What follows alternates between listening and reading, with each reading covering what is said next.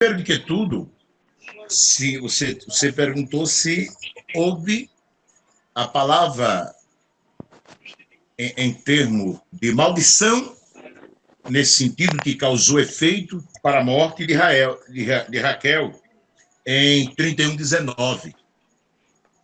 Isso está dentro do contexto que a pessoa que tem autoridade pode amaldiçoar. A pessoa que tem autoridade de Deus, ele tem autoridade de Deus para falar aquilo que convém ele falar na vontade de Deus.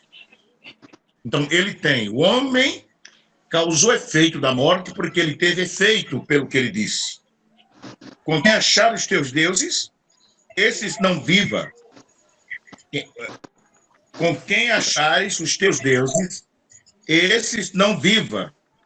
Reconheceu diante do nosso irmão o que é teu, o que está contigo, e toma para ti, pois Jacó não sabia que Raquel tinha furtado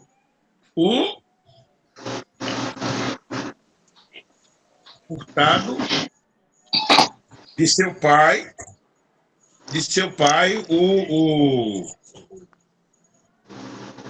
como é que dá o nome? Labão. Aquela estátua dele. Ele não sabia. Raquel não sabia, mas ele proferiu na autoridade que ele tinha de Cristo dessa forma. E causou efeito. Eu digo que causou efeito. O homem que tem autoridade de Deus, o que ele diz causa efeito. O que ele diz causa efeito. Tem poder, sim, a maldição no homem que profere no nome de Jesus Cristo. Ele tem autoridade. O homem que tem autoridade, que é otorgado a autoridade, causa efeito. Primeiro dizer, para chamar alguém hoje, para fazer maldição contra alguém nos dias de hoje, não é tão fácil, principalmente no meio evangélico,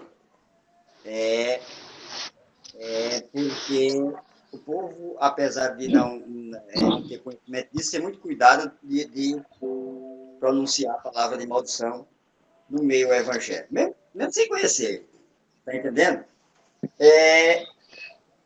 Agora, a gente tem que entender uma coisa, né? Há poder nas palavras.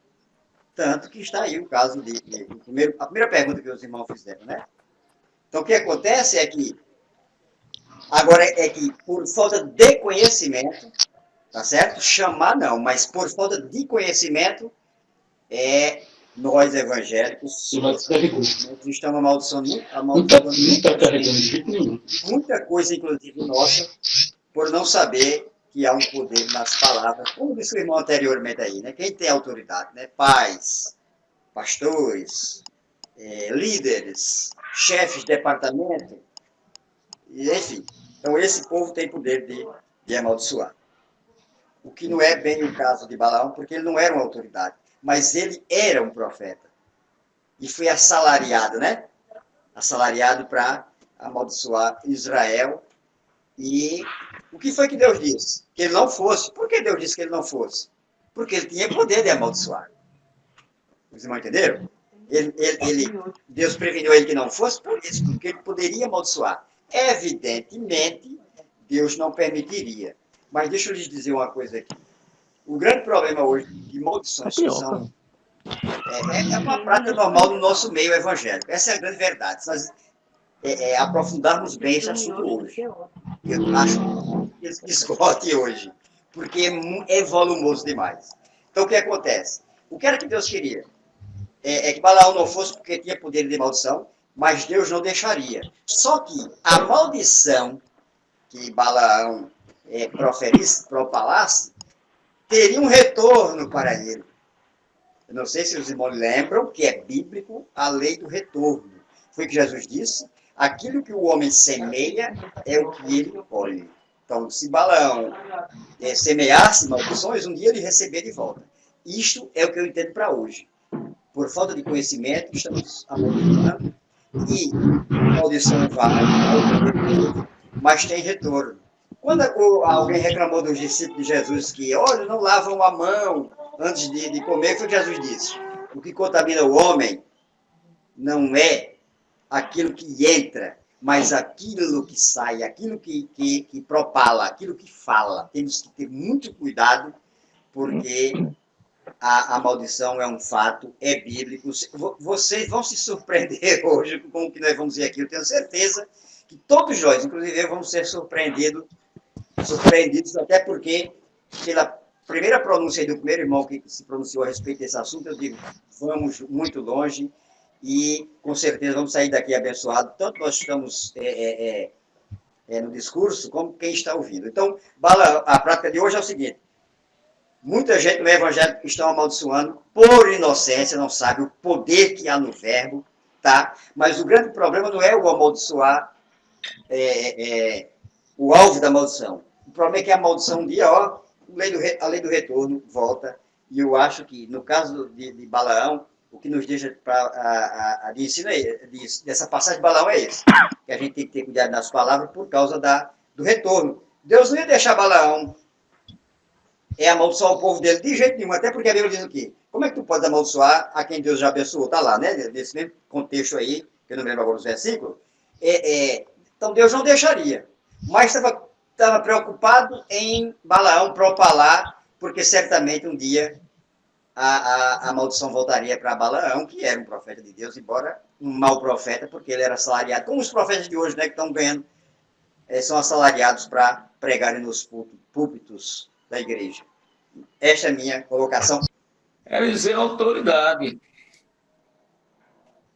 E naquele momento que ali ele estava, aqueles jovens passaram ali escarnecendo o profeta. E como ele é autoridade, ele usou ali de maldição ali para aquele jovem. E lá a autoridade divina, e ele pegou e ali ele usa e acontece. Então, veja só, é que não se pode estar mexendo com o ungido de Deus. Entendeu? Ninguém pode escarnecer. Então, assim, Eliseu, ele era o quê? Ele foi aquele homem que pegou a unção dobrada de Elias. É como o Elias, quando estava no monte,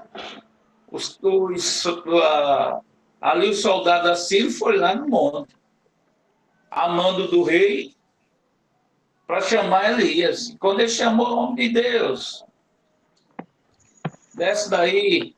Ele disse: eu sou homem de Deus, caia fogo do céu, consuma tu e teus 50.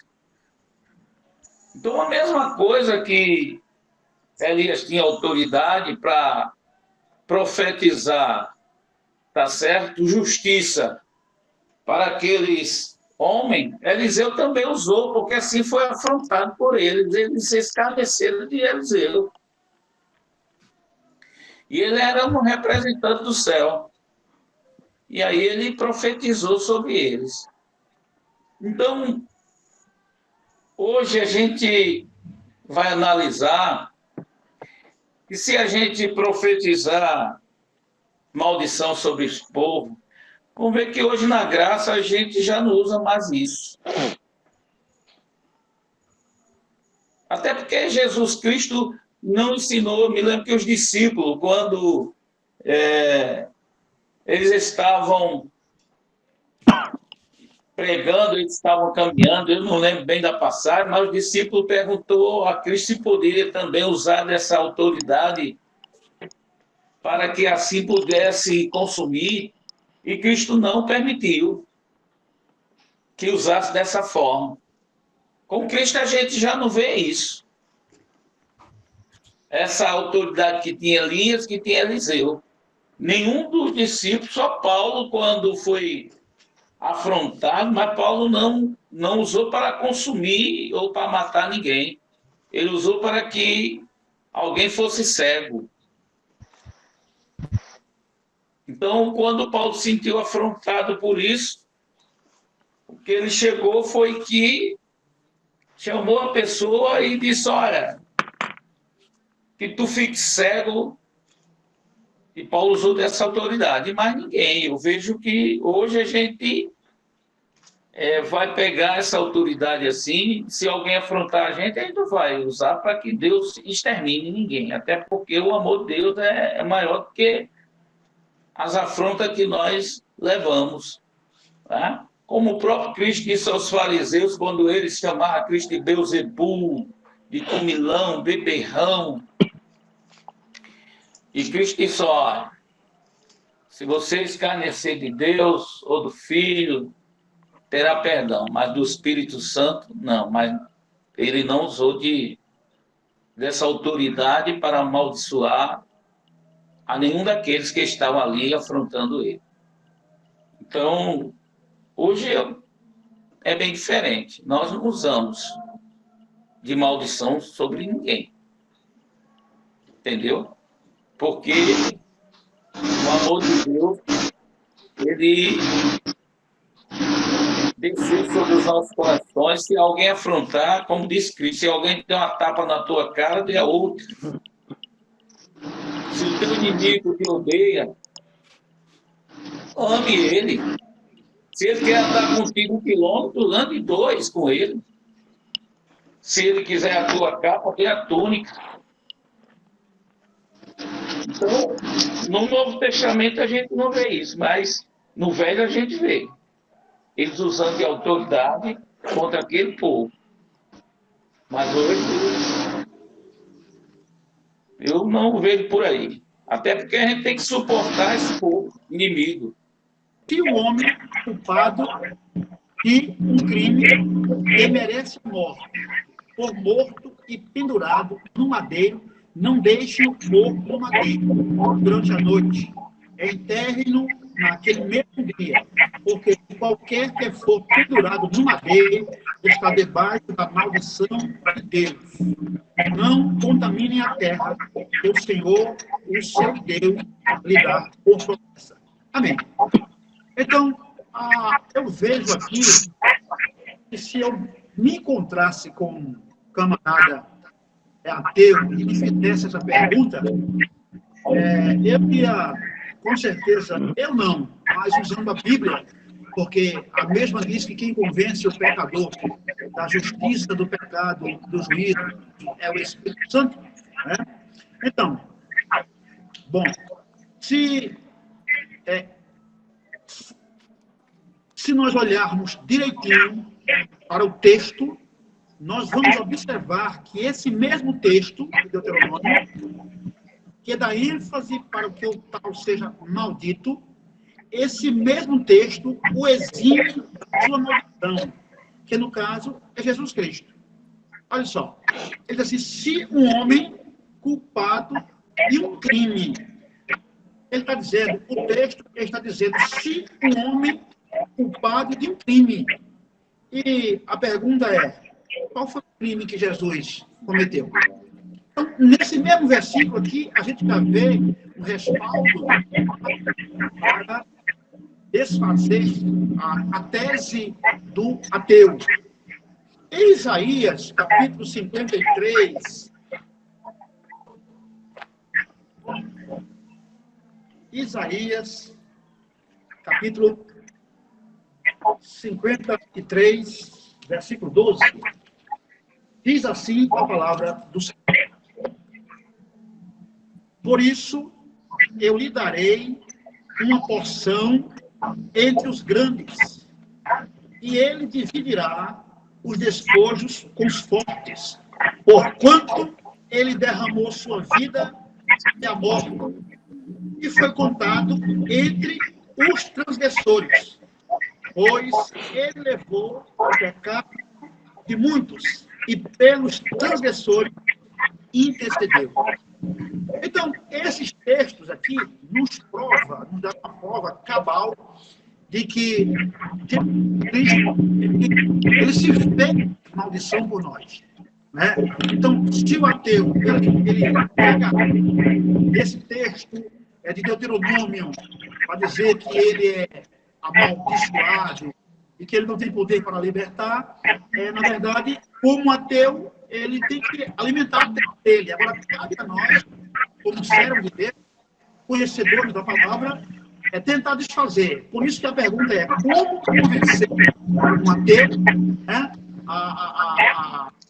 a se converter.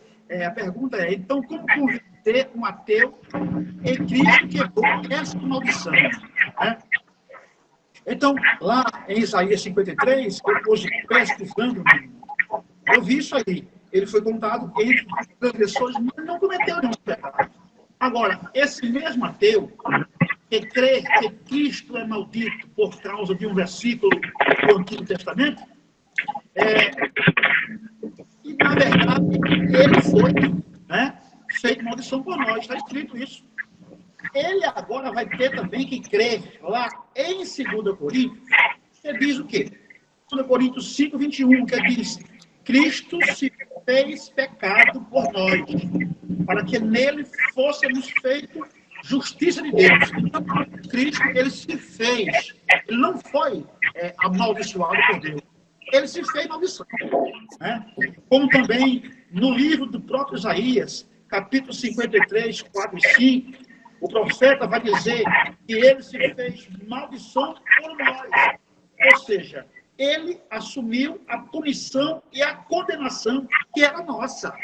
Tá? Então, em momento algum, a gente vai ver que Cristo ficou amaldiçoado, foi amaldiçoado. Não, existia um decreto por Deus que todo aquele que fosse pendurado, que merecesse uma morte de cruz, ele era maldito. Mas Jesus, ele não cometeu nenhum crime, pelo contrário, ele cometeu misericórdia, ele cometeu amor. Foi por amor de mim, por amor dos pastores, por amor do mundo, que ele se entregou. Então, ele não foi, em momento algum, amaldiçoado por ter cometido crime algum. Mas ele foi dito como maldito, ele se fez maldito por conta de que ele teria que dar a sua vida e ter uma morte de cruz. Né? Então, esse versículo, apenas lá do Deuteronômio, está isolado. Nós vamos observar todos os versículos aqui apresentados e outros que a Bíblia também contém. Nós vamos ver, na verdade, que Cristo quebrou toda essa maldição. Cristo morreu em nosso lugar. A sua morte foi uma morte substitutiva. Por isso, o transgressor pode ser perdoado, porque ele mesmo não cometeu nenhum pecado. Oh, glória! Uma coisa eu digo, né? Se o diabo fez com que esse ateu se apegasse a esse texto isolado para prendê-lo no seu ateísmo, da mesma forma o Espírito Santo usará também esses textos para libertá-lo da sua prisão e vai transformá-lo num grande servo de Cristo, para a glória do nome de Jesus. Amém, meus queridos? Amém, pastor. Foi... Não sei se cheguei a convencer os amigos, até porque aí não tem nem Deus. Todos são servos de Deus. E o seguinte, né? Pega a narrativa que é aquela situação lá de Eliseu e Naamã, Naamã é curado, etc e tal, e Naamã oferece algumas coisas para Eliseu, Eliseu simplesmente se recusa. O seu servo, vendo isso, corre atrás de Naamã, junto com 2 moços, tá entendendo? E elabora lá uma mentira, entendeu? Descabida, e Naamã não tem nenhum problema, concede o que deseja o moço de Eliseu, auxiliar de Eliseu. Veja bem, se nós observarmos no texto, primeiro que o moço não enganou Eliseu, porque o texto deixa bem claro que Eliseu estava com ele em espírito, ou seja, Deus estava colocando diante, deixando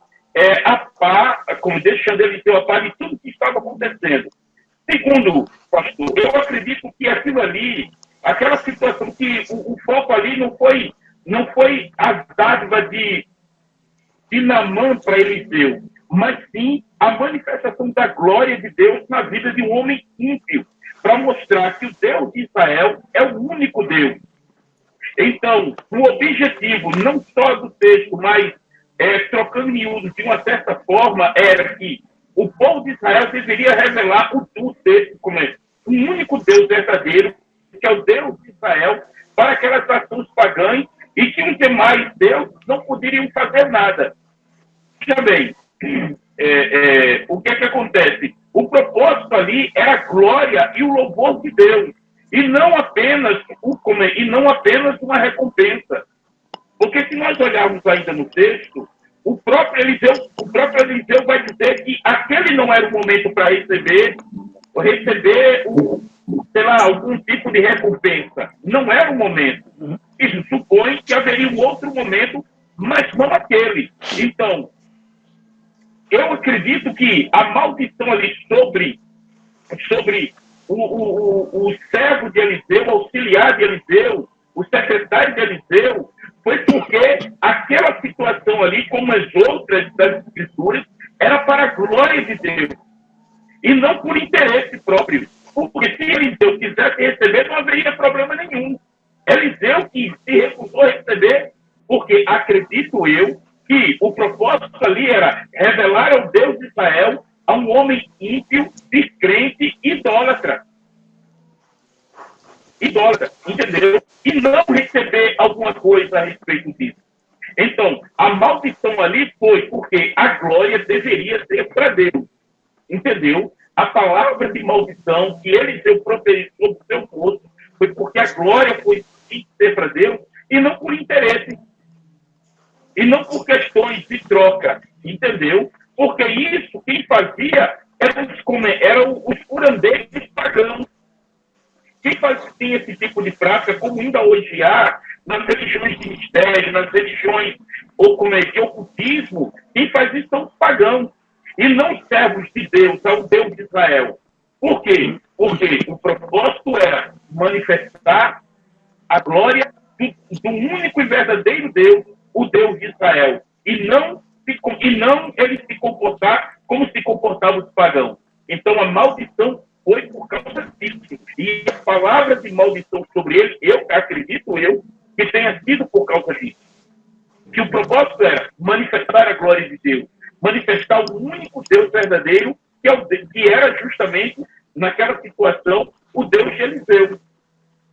Por quê? Porque se a gente observar nos trechos anteriores, veja que alguém fala sobre Eliseu. Fala sobre o homem de Deus, o profeta de Deus, que diz, rapaz, se você vivesse em tal região lá, se você conhece um tal de Eliseu, o camarada é fogo puro, como diz na linguagem pentecostal. Então Eliseu foi lá ver esse profeta, esse homem de Deus. Então, ali, o texto, na minha opinião, a palavra de maldição houve porque a situação ali era para manifestar o Deus de Israel. Naquela ocasião, o Deus de Eliseu, o homem de Deus, o profeta de Deus. Por isso, o moço foi amaldiçoado. Mas, para os dias de hoje, eu me adianto. Eu não acredito que a palavra de maldição que existe hoje. Vou lhe dizer simplesmente porque Tiago, capítulo 3, o verso 9. Veja o que o apóstolo São Tiago vai dizer. Né? Toda espécie de animais, verso 8, verso 7. Aliás, desculpe. Verso 8, verso 7. Animais, aves, répteis e criaturas do mar, toma-se e tem sido tomada pela espécie humana. A língua, porém, ninguém consegue tomar. É um mal incontrolável, cheio de veneno mortífero. Veja o que diz o verso 9. Com a língua, bendizemos ao Senhor e Pai, e com ela amaldiçoamos a quem? Os homens feitos semelhança de Deus. Da mesma boca procede bênção e maldição. Meus irmãos, Tiago recomenda, não pode ser assim. Acaso pode sair água doce e água amarga da mesma fonte? Então, eu não acredito que um cristão piedoso, alguém que ama o Senhor, como já foi dito pelo pastor Paulinho, entendeu? Se foi ofendido ou se sofreu um agravo, ele tem a capacidade de proferir palavras de maldição. Pelo contrário, ele tem que orar pelos seus perseguidores e tem que amar aquele que lhe persegue. Tem que dar a outra face. Tem que abençoar e não amaldiçoar. Entendeu? Porque não foi para isso que nós cristãos fomos chamados. Eu não sei se o senhor está entendendo a minha linha. Então, a primeira parte que eu quis dizer aquilo ali era para manifestar o Deus de Israel ao homem pagão. Tá entendendo? Então, por isso a palavra de maldição da parte de Eliseu veio sobre. Segundo, para hoje eu não acredito que haverá. Entendeu? Porque em Cristo é quebrado toda a maldição. Quer ter uma ideia? A mulher cananeia. Vamos para a mulher cananeia. Lá atrás, Deus amaldiçoou a descendência de Cã. Lá atrás, lá no início, lá em Gênesis. Aquela mulher, quando chega diante de Jesus Cristo, entendeu? Ela sabia quem era ela e a sua condição, e o seu passado. Quando diz o passado, os seus antepassados. Mas aquela mulher, veja só, que a maldição é quebrada ali em Cristo. Né? Ali em Cristo, ela creu e a maldição foi quebrada. Então, uma vez que a pessoa que vem, e o homem já está debaixo de maldição por natureza, ele não precisa que ninguém o amaldiçoe. Ele não precisa que alguém diga, vá para o inferno, vai isso, aquilo outro, não. Ele já nasceu no estado de pecado, ele já nasceu caído diante de Deus, ele já nasceu maldito diante de Deus, porque ele é inimigo de Deus por natureza. Então ninguém precisa dizer assim, vou fazer isso para você, ou estou amaldiçoando você, sua descendência, não. Porque ele já nasceu nesse estado de maldição. Entendeu? Esse é o que eu posso dizer a respeito disso. Não sei se fui claro aqui para os irmãos. Então, Jó 2,9 diz assim, a mulher de Jó diz, amaldiçoa teu Deus e morre. Né? No hebraico, ela usou o termo Barek Elohim Warmut, amaldiçoa teu Deus e morre. E eu sempre fiquei intrigado, né, por causa dessa palavrinha Barek, porque Barek quer dizer abençoa. Essa palavra isolada quer dizer abençoa, né? Ao invés de Macau, que quer dizer amaldiçoa. Então, eu sempre fiquei meio que intrigado com isso, e algumas pessoas até dizem que os tradutores das nossas Bíblias erraram, porque era para colocar lá, abençoa teu Deus e morre.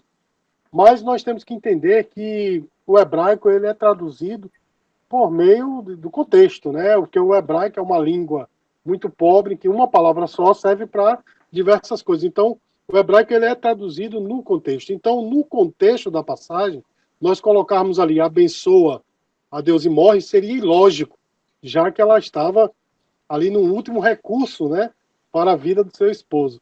Então, de fato, ali tem amaldiçoa teu Deus e morre.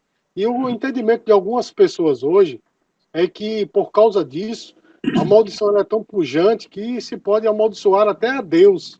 Né? Algumas pessoas acham, né, chegam a esse extremo de dizer, ora, se a mulher de Jó disse que Jó poderia amaldiçoar a Deus, a maldição é tão tremenda, tão potente, tão pujante que pode se amaldiçoar a Deus. Mas nós temos que entender o seguinte, que o conhecimento, né, das pessoas naquele período era um conhecimento ainda muito pífio. Por quê? Porque os irmãos sabem que Jó foi um dos primeiros livros da Bíblia a ser escrito. Né? Foi um dos primeiros livros de Moisés. Antes mesmo do Decálogo, ele escreve Jó. Então, o conhecimento de Deus ali era muito, muito resumido, muito paupérrimo. Então, naqueles dias se entendia a seguinte coisa: quem amaldiçoasse a Deus ou quem blasfemasse contra o Senhor seria fulminado por ele. Então, nós temos que entender aí qual foi o sentimento que a mulher de Jó teve naquele momento. Então, o que ela estava dizendo era o seguinte: olha, amaldiçoa logo a Deus, né, blasfema contra o Senhor, porque ele vai te matar. Porque ele vai terminar essa tua angústia. O difícil é nós sabermos o que estava no coração dela. Se ela estava com pena do seu esposo ou que ela queria se livrar do problema, né? Eu acredito que ela queria se livrar ali do problema. Porque no versículo 10, o nosso irmão Jó disse, né, mulher, falas como louca. Então, possivelmente, ela queria se livrar daquele problema. Então, quando ela diz amaldiçoa teu Deus e morre, ela simplesmente estava expressando o conhecimento que se tinha, ou o conceito que se tinha naqueles dias, de que quem blasfemasse contra Deus, o próprio Deus o fulminaria. Esse conhecimento, ele ficou tão arraigado que depois o próprio Deus promulgou como lei, lá em Levítico 24:14. Olha só, Levítico 24:14 e 15 diz: tira o que blasfemou para fora do arraial, e todos os que o ouviram porão as mãos sobre a cabeça dele, e toda a congregação o apedrejará. Dirás aos filhos de Israel: qualquer que amaldiçoar o seu Deus, levará sobre si o seu pecado. Então, o que ela estava dizendo, resumindo, dizendo para o seu esposo era: blasfema contra Deus que ele vai te matar. para encerrar o seu sofrimento, certo? Então, esse conceito moderno, né, de que a maldição ela é tão potente que se pode amaldiçoar até o Deus, ela cai por terra aí, porque simplesmente ela estava expressando o conhecimento dos seus dias e querendo acabar com o sofrimento do seu esposo. Agora, concernente ao respingo, né, desse conselho no próprio Jó, né, capítulo 3, que ele amaldiçoou o dia do seu nascimento, nós temos que interpretar esse texto levando em conta que Jó era homem, né? Jó era um homem, como eu e como os amados irmãos aqui presentes. Nós sabemos que ele era um homem acima da média, mas que foi até elogiado por Deus, mas era um homem com emoções, com sentimento. E naquele momento eu não vejo que foi um respingo do conselho da sua esposa, mas simplesmente o desabafo de um coração amargurado, que simplesmente amaldiçoou o dia do seu nascimento, como qualquer um de nós faríamos se estivéssemos numa condição como aquela. Mas nós temos que entender, meus queridos, que, como eu já falei aqui, o conhecimento de Deus, ele é paulatino, né? Ele veio progredindo durante os séculos, né? E nós, como intérpretes da palavra de Deus, temos que levar em conta essa verdade, né? Quer dizer, nós não podemos pegar coisas do Velho Testamento, principalmente do Pentateuco, né? E dos livros do Velho Testamento, e interpretar de uma forma como nós interpretaríamos hoje em dia. Porque nós temos que levar em consideração o contexto histórico, cultural e o contexto linguístico também.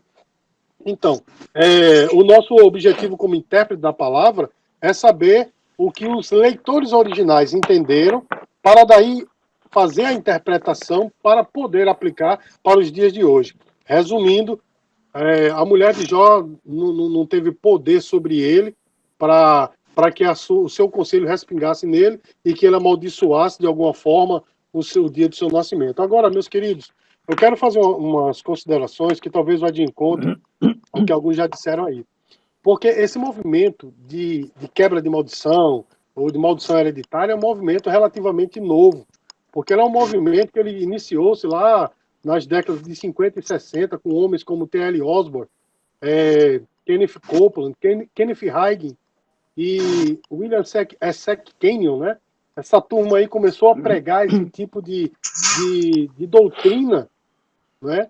E que incidiu, inclusive, aqui nos anos 70, mais ou menos em 1977, Edir Macedo, quando fundou a Igreja Universal, trouxesse todo esse arcabouço, né, teológico para a igreja que está aí, né, neopentecostal, que acabou invadindo o mundo inteiro. Agora, essa doutrina ela veio ter o ímpeto apenas dos anos 80, que foi quando os pregadores começaram a disseminar, não apenas pelo Brasil, mas pelo mundo inteiro, porque eles beberam da fonte desses teólogos, como T.L. Osborne, Kenneth Hagin e outros dessa mesma linha.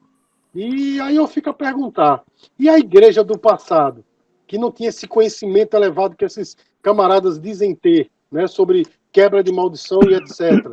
Como é que a igreja sobreviveu até então? Né?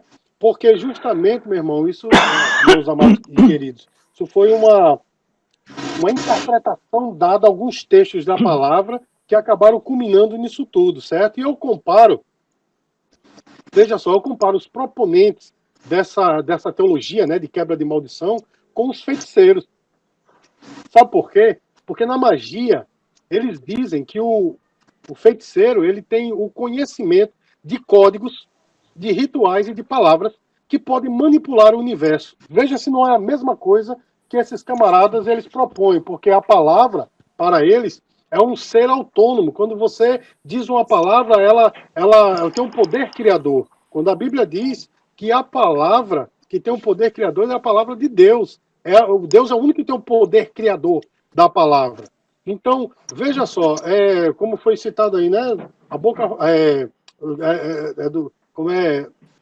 não é o que entra que contamina, mas sim o que sai. Ótimo, mas aí no contexto ele fala do coração. Ele diz porque é do coração. Então ali está falando de um coração petrificado pelo pecado. Porque a maldição verdadeira é o pecado sobre o homem, como o pastor Pedro Calvino ele falou, e o único que pode amaldiçoar e abençoar é Deus. Gênesis capítulo 12, versículo 3, por aí em diante, o Senhor diz assim, abençoarei os que te abençoarem, e amaldiçoarei os que te amaldiçoarem. Porque justamente Deus é o único que tem o poder de amaldiçoar e de abençoar. Você pode ver, Deuteronômio capítulo 28, lá tem a bênção e a maldição. Não é? Mas quem é que abençoa e quem é que amaldiçoa? Deus. Porque textos como o de Balaque e outros por aí mostram simplesmente uma crendice popular de que o homem tem o poder de amaldiçoar. Mas a Bíblia diz todos os textos. Texto lá de Êxodo 20, né, que fala: visitarei o pecado dos pais nos filhos, tal. Ali é Deus falando, é Deus que tem o poder de amaldiçoar. E é Deus que tem o poder de abençoar. Não é? Então, veja só, essa doutrina, esse arcabouço todo doutrinário de quebra de maldição, gerou uma série, um grande número de crentes amedrontados, certo?